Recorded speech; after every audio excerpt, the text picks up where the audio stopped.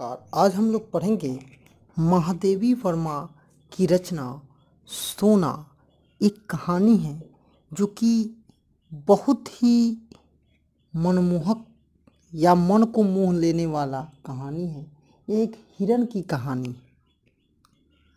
तो प्रस्तुत पाठ सोना महादेवी वर्मा द्वारा लिखित निबंध है। इसमें हिरन सोना का रेखा चित्र अंकित किया गया है।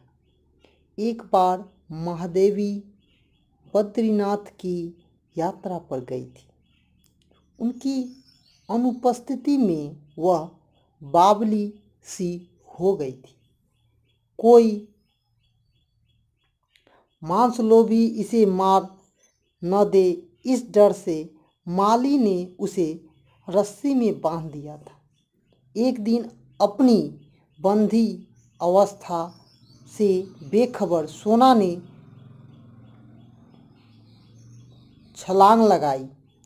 रस्सी छोटी थी किंतु आखिरी सीमा तक पहुंचने के बाद वह मुंह के बल गिर पड़ी और उसका अंत हो गया।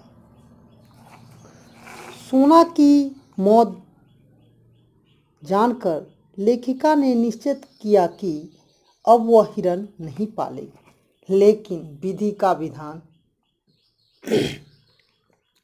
जब स्वर्गीय हरिंदर वसु की पौत्री ने लिखा कि उसे अपने पड़ोस में एक हिरन मिली है, उसे अब घूमने फिरने के लिए अधिक विस्तृत स्थान चाहिए, लेकिन जगह आपके यहाँ है ही संभल सकती है। कृपया कर आप इसे स्वीकार कर लें। मैं आपकी आभारी रहूँगी। इसी क्रम में लेखिका को सोना की याद आ जाती है, जो एक पहले पाले हुए थे हिरन, उसकी याद आती है, क्योंकि सोना भी इसी प्रकार दूधमुही अवस्था में आई थी।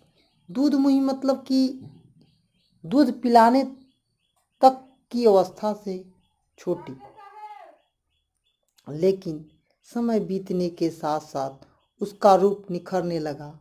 एक साल बीते बीते उसके पीले पीले रोए हुए गाढ़े हो गए और उसमें तांबे जैसी चमक आने लगी। जो उसका रंग था वो निखरने लगा। सोना सचमुच सोना हो उठी थी। और जैसे जैसे वो सियानी होती जा रही थी, उसका रंग जो था वो परिवर्तित होते होते सोना के रंग का हो गया। उसकी पीठ में भराव आ गया और टांगे सुडौल हो चुकी थी। खुरों में केलेपन की चमक आ गई थी। गर्दन लचीला हो गया था और आंखें आकर्षक लग रही थी। काजल कारों के बीच उसकी नीली चमकीली दृष्टि ऐसे लगने लगी कि जैसे नीलम के बल्ब से बिजली की चमक आ रही हो। उसकी मासूम दृष्टि अति मनमोहक थी। धीरे धीरे उसने सब कुछ सीख लिया। रात में वह लेखिका के पलंग के पास से सटकर बैठना सीख ली थी। अंधेरा होते ही वह उनके पलंग के पास आ बैठती थी तथा सवेरा होते ही बाहर निकल जाती थी। यहाँ तक क्रियाकलाप का संबंध है, सोना का सब कुछ निश्चित था और विलक्षण भी था। दूध पीकर, भीगे चने खाकर आवास के प्रांगण में चौकड़ी भरती और उसके बाद छात्रावास का निरीक्षण करने चली जाती। वहाँ किसी से पूजा के बतासे खाती तो कोई छात्र उसके गले में रिबन बांध देता तो कोई टीका लगा देता। उसके बाद सोना मेस में पहुँच जाती। वहाँ खाने खिलाने का दौर चलता। जलपान के बाद सोना घास के मैदान में पहुँचती। वहाँ घास तृप्त चरती और लोटपोट के पश्चात लेखिका के भोजन के समय उससे रोटसटी खड़ी रहती और फिर उछलकर उन्हें प्रफुल्लित करती। कोई भी चीज़ जो पालता है जानवर, वह उस आदमी से काफ़ी लगाव रखता है। लेखिका के बैठे रहने पर वह उसकी साड़ी का छोर मुंह में भर लेती तो कभी पीछे खड़ा होकर चोटी को चबा डालती। लेखिका का मानना है कि पशु मनुष्य के निश्चल स्नेह से परिचित होते हैं, उनको ऊंची नीची सामाजिक स्थिति में होते हैं। इस सच्चाई का पता लेखिका को सोना के अन्यास प्राप्त हो गया। कुत्ता अपने स्वामी के मनोभाव से परिचित होता है, किंतु हिरन इस बात से अनजान होता है।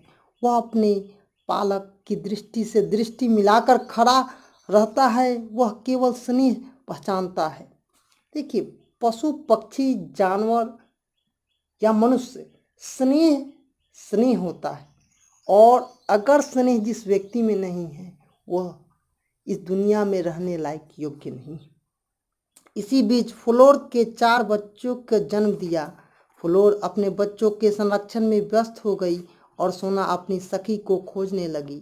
एक दिन फ्लोरा कहीं बाहर गई और सोना उस कोठरी में लेटी गई जिससे फ्लोरा ने बच्चे दिए थे। अक्सर वह फ्लोरा के बच्चों के साथ घूमने निकलती थी। लेखिका उसके विशेष स्नेह का हकदार थी। लेखिका जब बद्रीनाथ से वापस लौटी तब बिछड़े हुए पालतू जीवों को कोलाहल होने लगा। फ्लोरा के बच्चे मेरे चारों ओर परिक्रमा करके हर्षित और ध्वनियों से उसका स्वागत किया।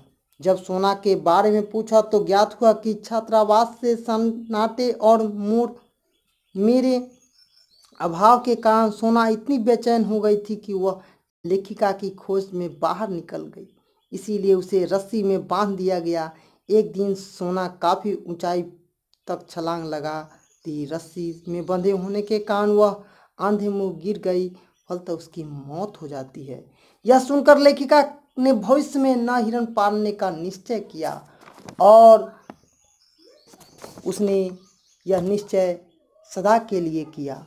सोना एक हिरण है और ये कहानी मानव के द्वारा जो पालतू जानवर है उसके प्रति ये संवेदना व्यक्त करती है। ये वीडियो आप न्यू एजुकेशन पॉइंट की तरफ से देख रहे थे। धन्यवाद। जय हिंद, जय भारत।